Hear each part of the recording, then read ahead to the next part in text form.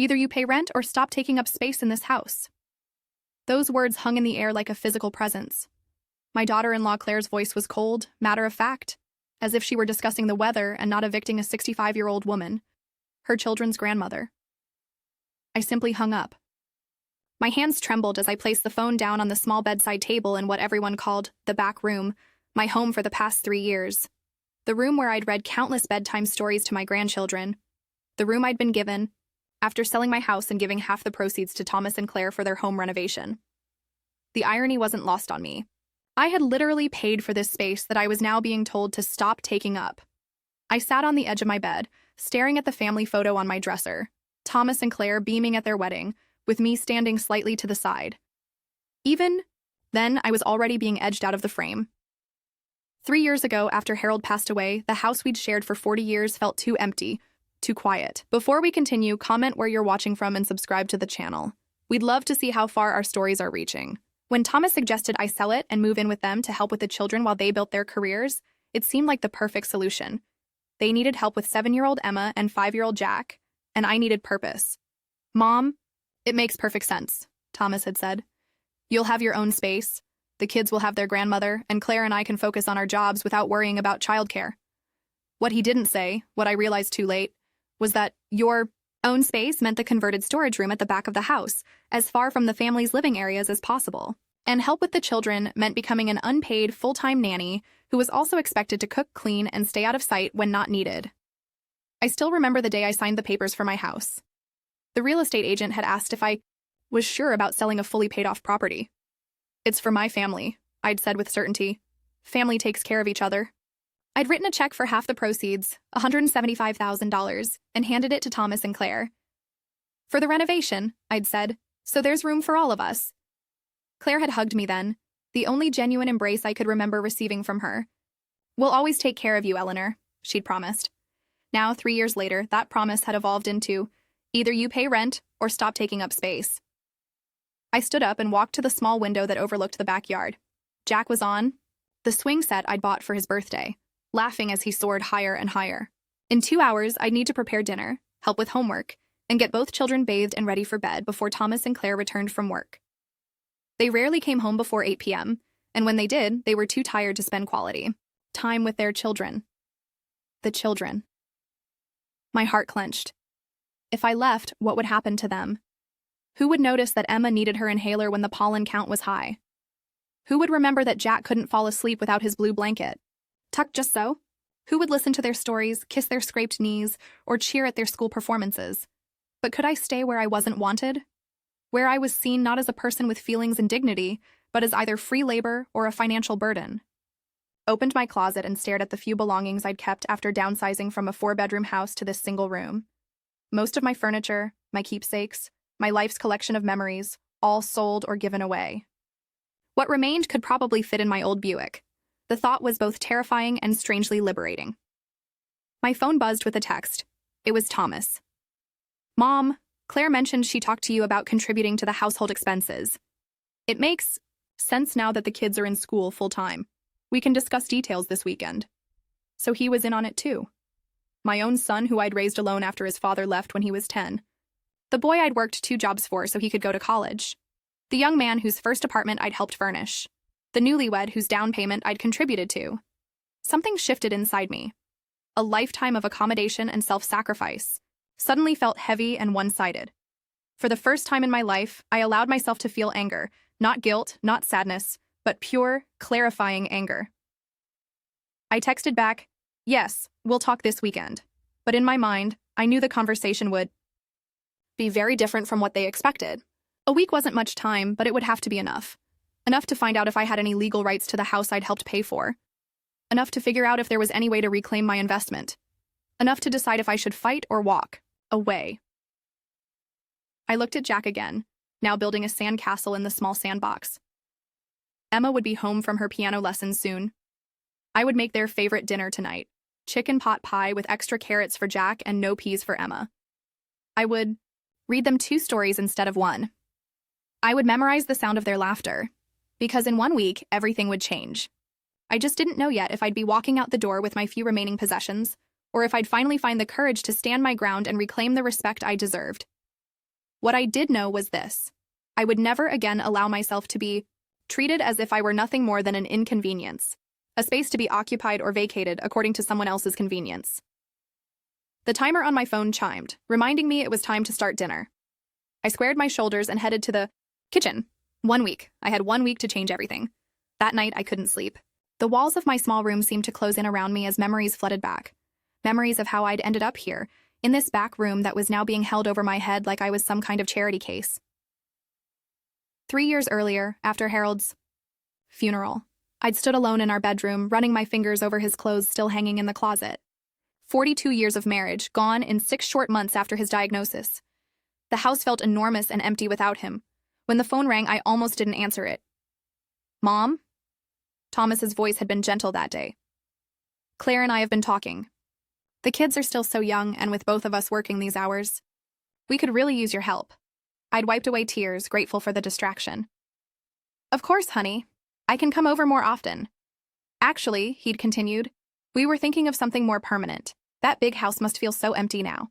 Why don't you sell it and move in with us? We could use the money from your house to add on to ours, make a nice space for you. The kids would have their grandmother around, and you wouldn't be alone.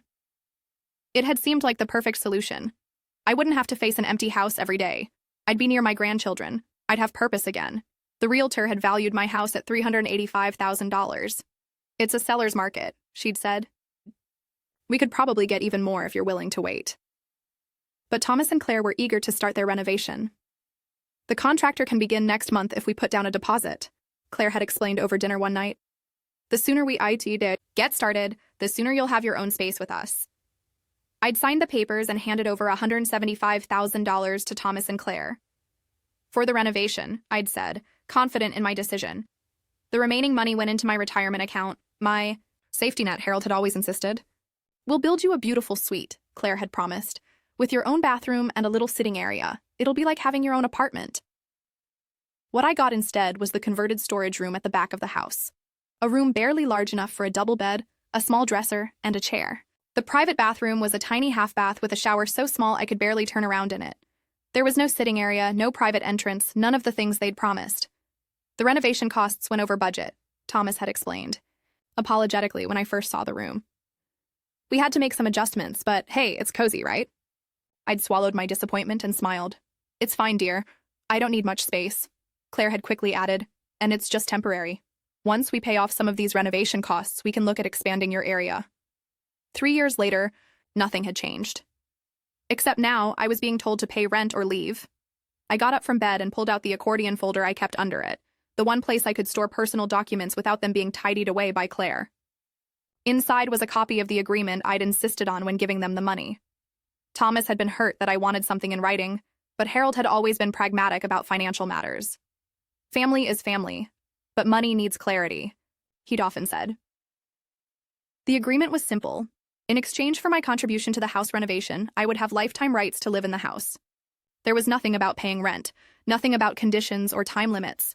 Just a clear statement that I had the right to live there for the rest of my life. I traced my finger over Thomas's signature, remembering how quickly he'd signed it, almost dismissively, as if it were a mere formality. Now I wondered if he even remembered what it said. Over the next 3 years, my role in the household had evolved in ways I never anticipated. What started as helping with the children gradually expanded to cooking all meals, doing most of the housework, grocery shopping, laundry, and being on call whenever the children needed something, all while being expected to disappear when Thomas and Claire wanted family time. The worst part wasn't the work. I loved caring for my grandchildren. The worst part was how invisible I'd become. How Claire would rearrange the meals I'd prepared as if I hadn't done it right. How Thomas would ask, "What's for dinner?" instead of, "Did you have a good day, Mom?" How decisions were made without my input, even when they affected me directly. Like the time they'd planned a family vacation to Disney World. "You'll have the house to yourself for a week," Claire had announced, as if giving me a gift. "Won't that be nice?" It hadn't occurred to them to include me, even though I was the one who'd been reading Disney stories to the children for months, who'd helped Emma make a scrapbook of Disney princesses she wanted to meet. When Jack had asked, "Isn't Grandma coming too?" Claire had quickly answered, "Grandma needs her rest, and someone has to water the plants and take care of the house." I'd watched the hurt and confusion on Jack's face, matching the feeling in my own heart. But I'd smiled and told him to take lots of pictures for me. That night, I'd cried for the first time since moving in. Not because I desperately wanted to go to Disney World, but because I'd realized my place in this family was not what I'd thought it was. I wasn't a cherished mother and grandmother, I was the help. Now, staring at the agreement in the dim light of my bedside lamp, I made a decision. I would not go quietly. I would not slink away in shame. I would stand up for myself, not just for my own dignity, but for what was legally mine. But I needed help, and I knew exactly where to start. I picked up my phone and for the first time, in almost 3 years, called my old friend Diane. Before I'd moved in with Thomas and Claire, Diane and I had spoken almost daily. After the move, Claire had subtly discouraged the relationship, commenting that Diane called at the most inconvenient times and suggesting that I was too busy to maintain such frequent contact. Gradually, like so many other parts of my independent life, my friendship with Diane had faded into occasional text messages and birthday cards. The phone rang 3 times before she answered, her voice thick with sleep. "Eleanor? Is everything okay?" I took a deep breath. "No, Diane, it's not. But I think it might be soon. Can we meet for coffee tomorrow? I need your help." The coffee shop was nearly empty when I arrived the next morning. I told Claire I had a doctor's appointment, one of the few excuses she never questioned. I spotted Diane immediately, her silver hair cut in a stylish bob that made me suddenly conscious of my own neglected appearance. When was the last time I'd done anything for myself besides the bare minimum? Diane stood and embraced me tightly. "Eleanor, it's been too long." As we settled into our seats, I noticed her studying my face. "You've lost weight," she said, concern evident in her voice. "Not intentionally," I admitted. "There just hasn't been much appetite lately." I filled her in on everything.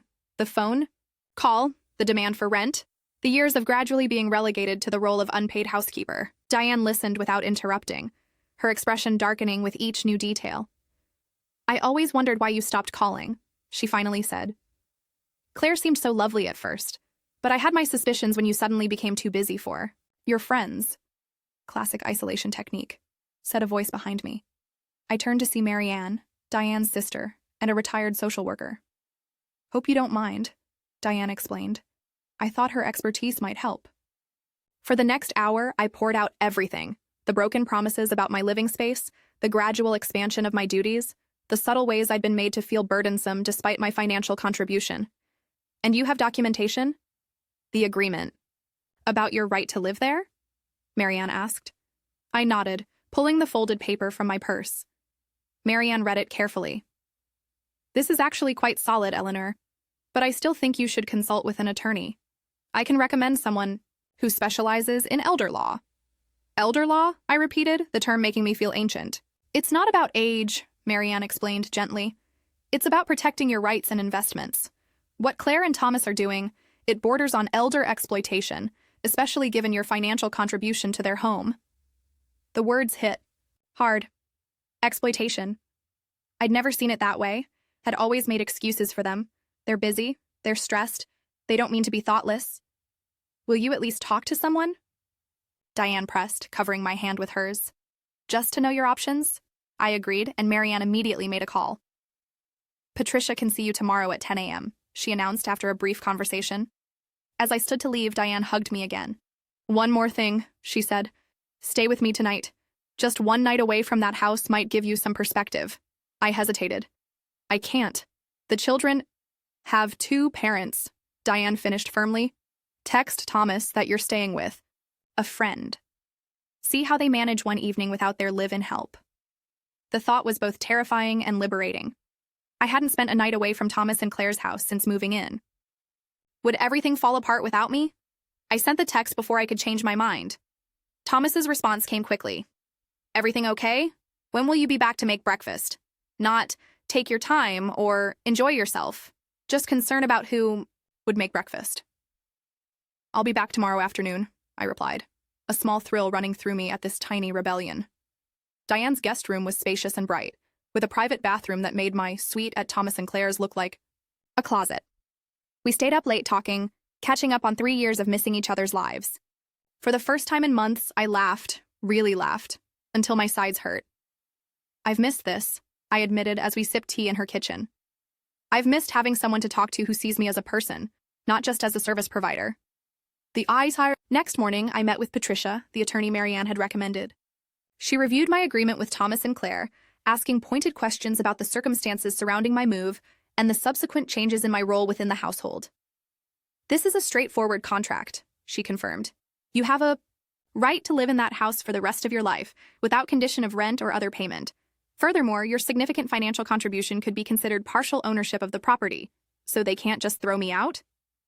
I asked, hardly believing it could be that simple. Not legally, no. But from what you've described, this isn't just a legal issue. It's a family dynamic that's become unhealthy for you. She leaned forward. What do you want, Eleanor? Do you want to stay in that house under these conditions? I hadn't allowed myself to consider that question. What did I want? I want respect, I said finally. I want acknowledgement of my contribution. I want to be treated as a family member, not as staff. And if that's not possible, I took a deep breath. I want my investment back so I can start over somewhere else. Patricia nodded. Then let's work toward those outcomes. After outlining several possible approaches, she suggested I gather more information before deciding on a course of action. Knowledge is power, she said. The more you know about their plans and perspectives, the better prepared you'll be. I returned to Thomas and Claire's house that afternoon, my mind buzzing with new perspectives and possibilities. The house was unusually quiet as I let myself in. Emma and Jack would still be at school, but Thomas's car was in the driveway, which was unusual for a weekday. As I approached the kitchen, I heard voices, Thomas and Claire talking in hushed but intense tones. I paused in the hallway, out of sight. We need that home office space, Thomas, Claire was saying. With my promotion, I'll be working from home 2 days a week. Your mother's room is perfect. It's quiet, away from the main living areas. I know, Thomas sighed. But what are we supposed to do? Just kick her out? We're not kicking her out. Claire's voice had that reasonable tone she used when she was anything but. We're just asking her to contribute financially or find another arrangement. She has that retirement account. She can afford an apartment. I guess. Thomas sounded uncertain. I just never thought we'd be in this position. Well, we are. Claire's voice hardened. Look, I know she's your mother, but we have to think about our future. This house is our biggest asset. Eventually, we'll want to sell it and upgrade, maybe move to the Westridge neighborhood. We can't do that with your mother having some kind of lifetime claim on the property. My heart froze. They wanted to sell the house I'd invested in, the house where I was supposed to have a home for the rest of my life. Maybe we should talk to a realtor, Thomas suggested. See what the market's like right now.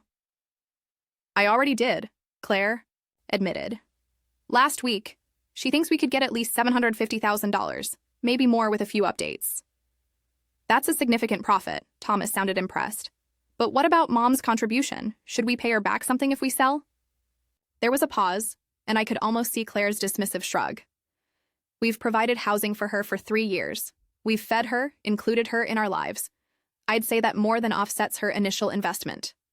I must have made a sound, gasp, a step back, because suddenly they both fell silent. I retreated quickly to the back door, opened and closed it loudly, then called out, I'm home! By the time I walked into the kitchen, they were seated at the island, Claire scrolling through her phone, Thomas with a coffee mug in hand, both the picture of casual innocence. How was your night out? Claire asked, not looking up from her phone. Refreshing, I answered, struggling to keep my voice steady. Sometimes you need a change of perspective. Thomas glanced at me, perhaps hearing something different in my tone. Everything okay, Mom? I smiled, the expression feeling foreign on my face. Yes, I said with newfound certainty. Everything is about to be very okay. For the next few days, I maintained a careful facade of normalcy. I made breakfasts, helped with homework, and kept the household running just as I always had. But inside, something fundamental had shifted. I was no longer just going through the motions. I was gathering information, making observations, and planning my next steps. The conversation I'd overheard had made one thing crystal clear. Claire and Thomas saw me as an obstacle to their plans, not as family. They wanted to sell the house, Theo, home, my investment, and were strategizing ways to circumvent my legal rights. The realization was both painful and liberating. There was no more room for self-deception, no more excuses I could make for their behavior.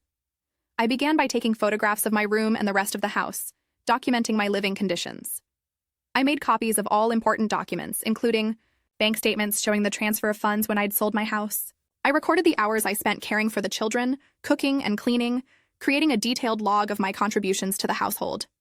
When Claire was at work and the children at school, I carefully searched for any paperwork related to the house. In Thomas's home office, tucked in a folder labeled Property, I found what I was looking for: recent correspondence with a realtor, including a market analysis suggesting a listing price of $765,000 for the house. There was also a preliminary consultation with a contractor about converting the back bedroom into a home office.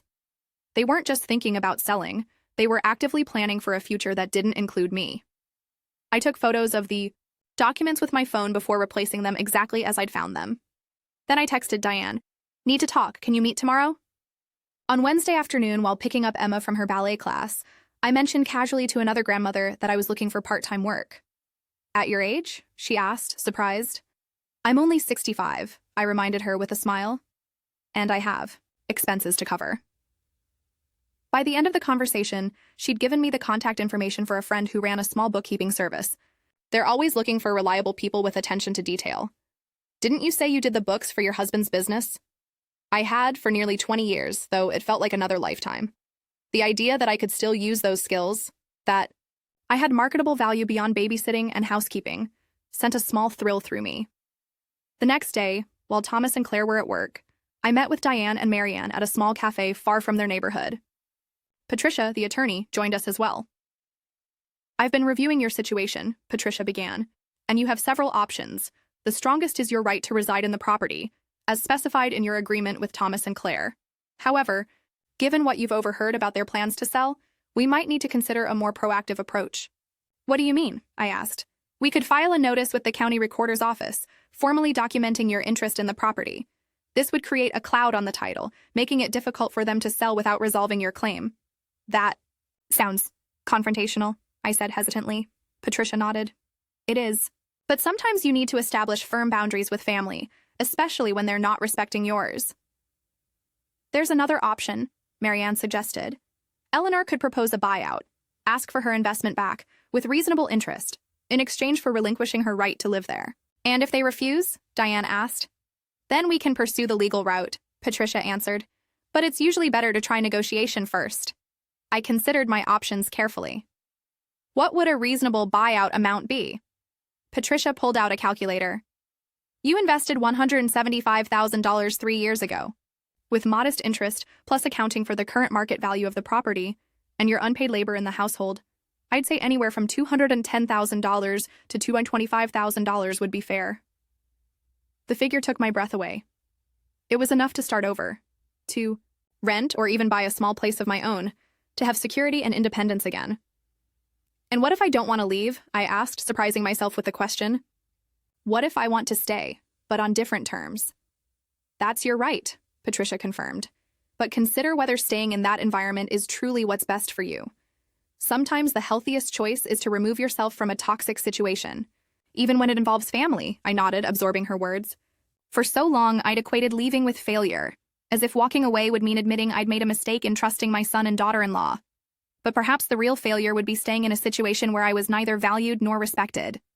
"There's one more thing," Marianne said gently. "Have you thought about what relationship you want with your grandchildren going forward? Because any action you take will affect that relationship." The question hit me hard. Emma and Jack were the bright spots in my life, the reason I'd endured so much. The thought of seeing them less or not at all was almost unbearable. Claire would use them as leverage, I admitted. She'd restrict my access if I challenged her. "Unfortunately, that's common in these situations," Marianne confirmed. "But remember, as they get older, they'll form their own opinions. And there are ways to maintain relationships even with limited contact." As the meeting concluded, Patricia handed me her card. "Call me when you've decided what you want to do. And Eleanor?" She caught my gaze. "Remember that standing up for yourself isn't selfish. It's necessary." Walking back to the house that afternoon, I felt a curious mixture of dread and determination. For the first time in years, I had options. I had support. I had a voice. I was halfway home when my phone rang. An unfamiliar number. "Mrs. Richards? This is Margaret Wilson from Premier Bookkeeping Services. Your friend mentioned you might be interested in part-time work with us." I stopped walking, surprised by how quickly the connection had materialized. Yes, I am. Wonderful. We're actually in need of someone with experience. Could you come in for an interview tomorrow at 10 a.m.? I hesitated only briefly. Yes, I'll be there. As I hung up, I realized I was smiling, really smiling, for the first time in months. Not because of the potential job, though that was encouraging, but because I was taking active steps toward reclaiming my life. When I arrived home, the house was empty except for Jack, who was sitting at the kitchen table working on homework. His face lit up when he saw me. Grandma, can you help me with my math? Mom tried to explain it yesterday, but she got frustrated and said I wasn't listening. I set down my bag and joined him at the table. Of course I can help. Show me what you're working on. As we worked through his multiplication problems, I studied his face, so much like Thomas's at that age, earnest and determined. What would happen to our relationship if I moved out? Would Claire limit my time with him and Emma? The thought made my chest tight with anxiety. Grandma? Jack's voice pulled me from my thoughts. Are you okay? You look sad. I smoothed his hair. Back from his forehead, an automatic gesture of affection. I'm fine, sweetheart. Just thinking about some grown-up things. He nodded solemnly. Is it about you paying rent? I heard Mom and Dad talking about it. I froze. What did you hear exactly? Jack shrugged. Mom said you need to pay to stay here, but Dad said it was complicated because of some money thing from before. Mom seemed really mad about it. He looked up at me, his eyes worried. You're not going to leave, are you? The directness of his question caught me off guard. I wanted to reassure him, to promise I'd always be there, but I couldn't bring myself to lie. I don't know what's going to happen yet, I said carefully. But no matter what, I will always be your grandmother, and I will always love you and Emma. That will never change. He seemed to accept this, turning back to his homework. But as I watched him work, I made a silent promise to myself. Whatever path I chose, I would fight to maintain my relationship with my grandchildren. They deserved that, and so did I. That night, as I lay in bed staring at the ceiling of my small room, I made my decision. I would not be a victim. I would not be erased, and I would not allow Claire and Thomas to rewrite the narrative of my contribution to this family. Tomorrow, I would begin the process of reclaiming what was rightfully mine, my dignity, my financial security, and my voice. They had underestimated me for the last time. The interview at Premier Bookkeeping went better than I'd expected. Margaret Wilson, a no-nonsense woman in her 60s, had reviewed my experience and given me a practical test of my skills. Your knowledge is a bit dated, she'd said frankly, but your accuracy is impeccable. When can you start training on our software? I'd left with a part-time job offer, 3 days a week with flexible hours that would allow me to be home when the children returned from school. The salary wasn't substantial, but it was mine. Income that I controlled, that I had earned through my own skills and experience. The sense of accomplishment carried me through the rest of the week as I finalized my plans. I'd spoken with Patricia again, explaining what I wanted to do. She'd drafted the necessary documents and advised me on how to approach the conversation. Be clear, be calm, and be firm, she'd said. Don't let them derail the discussion with emotional appeals or accusations. I'd also begun looking at small apartments in a senior living community that Diane had recommended. It wasn't assisted living, just a complex that catered to active adults over 55, with social activities and security features. The one-bedroom units were small but well-designed with emergency call buttons and other safety features that made sense for someone living alone. Most importantly, I'd transferred the remainder of my retirement savings to a new account at a different bank, one that Thomas had no connection to. It wasn't that I thought he would access my funds without permission, but the past weeks had taught me to take nothing for granted. The week after Claire's ultimatum phone call was nearly over. Tomorrow would be the day I'd promised to give them my decision about rent. They assumed I'd been considering their demand. In reality, I'd been preparing my counteroffer. That evening, as we sat down to dinner, a lasagna I'd spent the afternoon preparing, Claire seemed particularly pleased with herself. Mom and I were thinking, Thomas began, glancing at Claire, about your living situation. I took a sip of water, waiting. We know that paying rent might be difficult on just your Social Security, he continued. So we've come up with an alternative. Claire jumped in, her voice syrupy with false concern. We could convert the storage area in the basement into a little apartment for you. It would be more private, and you wouldn't have to worry about rent. I nearly choked on my water. The basement was damp, poorly lit, and had ceiling pipes running throughout. The storage area was little more than a concrete room with a small window well. That's very creative, I managed to say. We thought so, Claire beamed, missing my sarcasm entirely. Of course, we'd need your room for my home office pretty soon, so we'd have to start the conversion right away. I see, I said, setting down my fork. And what about our agreement? The one that gives me the right to live in this house, this actual house, not a basement, for the rest of my life? Thomas's fork clattered against his plate. Claire's smile froze. That old thing? Thomas tried to sound dismissive, but I could hear the nervousness in his voice. That was just a formality, Mom. We never expected that I'd hold you to it, I finished for him. That I'd expect you to honor a legal agreement, or that I'd remember I paid for nearly half of this house. Claire's smile had completely disappeared now. You didn't pay for half the house, she said sharply.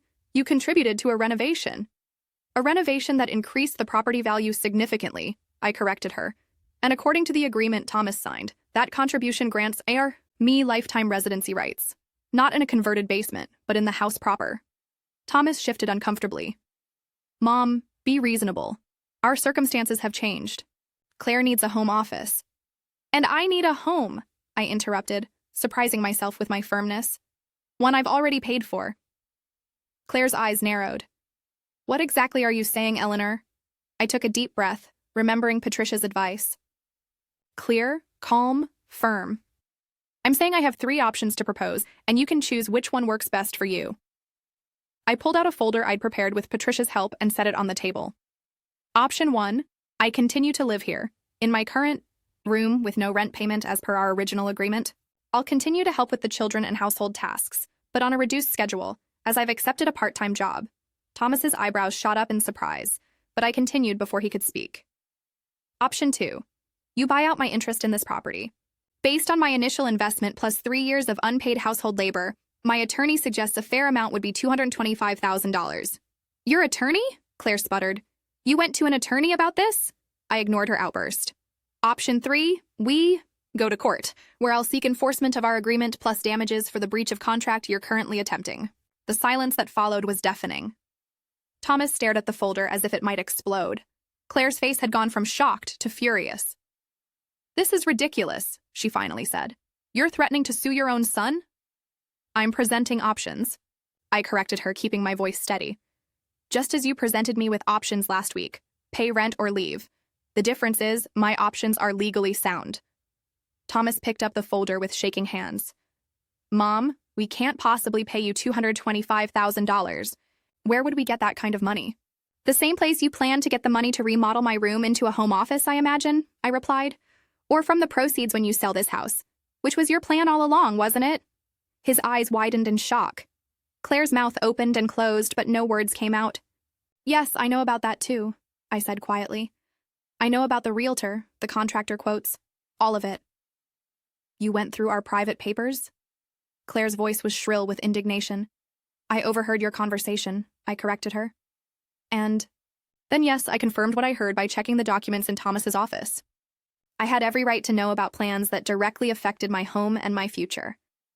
Thomas ran a hand through his hair, looking suddenly exhausted. What do you want, Mom? Really?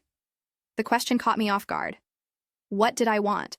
Not just financially, but emotionally? What would make this right? I want to be treated with respect, I said finally. I want acknowledgement of my contribution to this family. I want to be seen as a person with rights and feelings, not just a convenient source of free childcare and housekeeping. Claire rolled her eyes, but Thomas had the decency to look ashamed. And practically speaking, I continued, I want what we agreed to, either my right to live here respected or my investment returned so I can secure housing elsewhere. We need time to think about this, Thomas said. I nodded. I understand. You have 1 week to decide which option you prefer. I stood up, gathering my dishes. The irony isn't lost on me, by the way. What irony?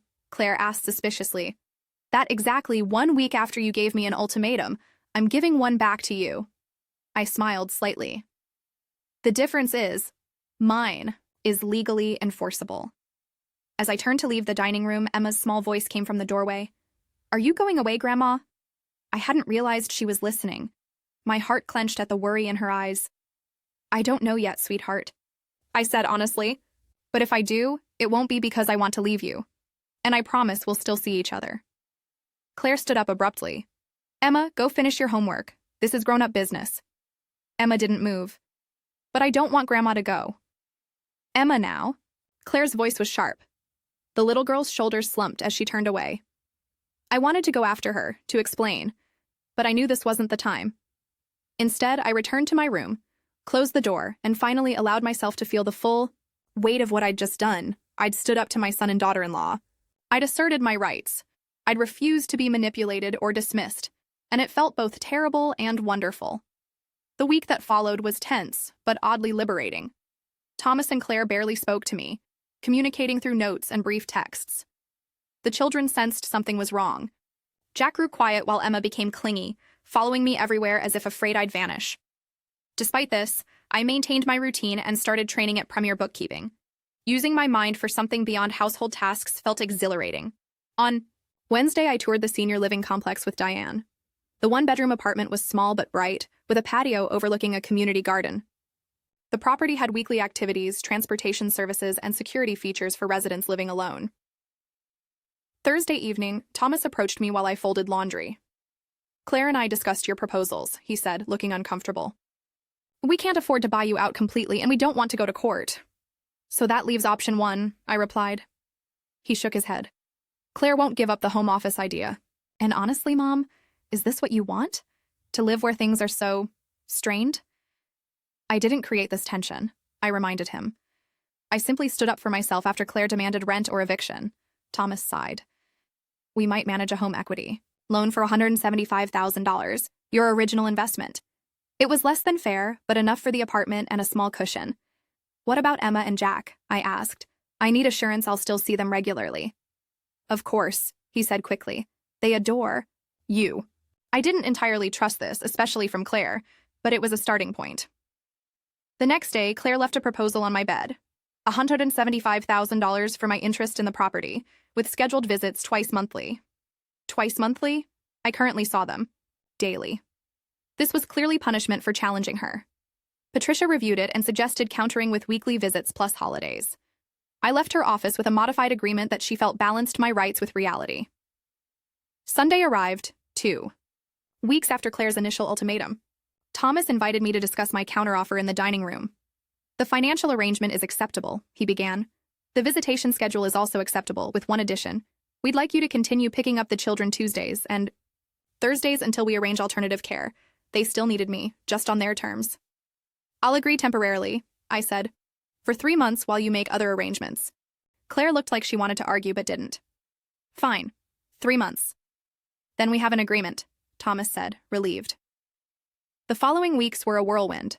I signed a lease at the senior complex. Thomas secured the loan, and funds were transferred to my new account. I purchased essential furniture, donated most of my old clothes, and packed my few meaningful possessions. Throughout it all, I tried to prepare the children. Why can't you keep living with us? Emma asked as I tucked her in.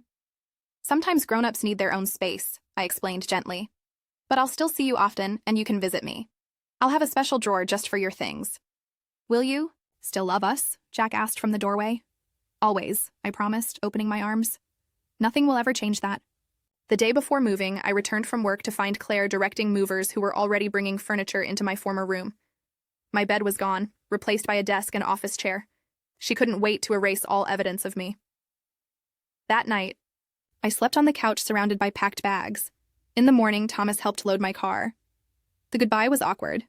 Claire made a show of hugging me for the children's benefit, while Thomas seemed torn between guilt and relief. Emma and Jack clung to me, extracting promises they would see me soon. I held them tightly, memorizing the feel of their small bodies, the scent of their hair, the sound of their voices. I'll see you Tuesday after school, I reminded them. We'll have a special snack at my new place. As I drove away from the house that had been both refuge and prison for 3 years, I felt a curious lightness. The future was uncertain, but for the first time in years, it was mine to shape. 6 months later, I sat on my patio watching Emma and Jack chase butterflies in the community garden. My small apartment had become a true home, filled with photographs, colorful pillows, and plants that flourished under my care. Twice a week, the children came for visits. We baked cookies, played board games, and read books together. Thomas had begun joining us occasionally, our relationship slowly healing. Claire maintained her distance, which was fine by me. The job at Premier Bookkeeping had become full-time, providing not just income, but purpose and connection. "Grandma, look!" Jack called, pointing to a monarch butterfly landing on a bright orange flower. "It's so beautiful," I smiled, watching my grandchildren's delighted faces. One phone call had tried to reduce me to nothing, but in standing up for myself, I'd found everything.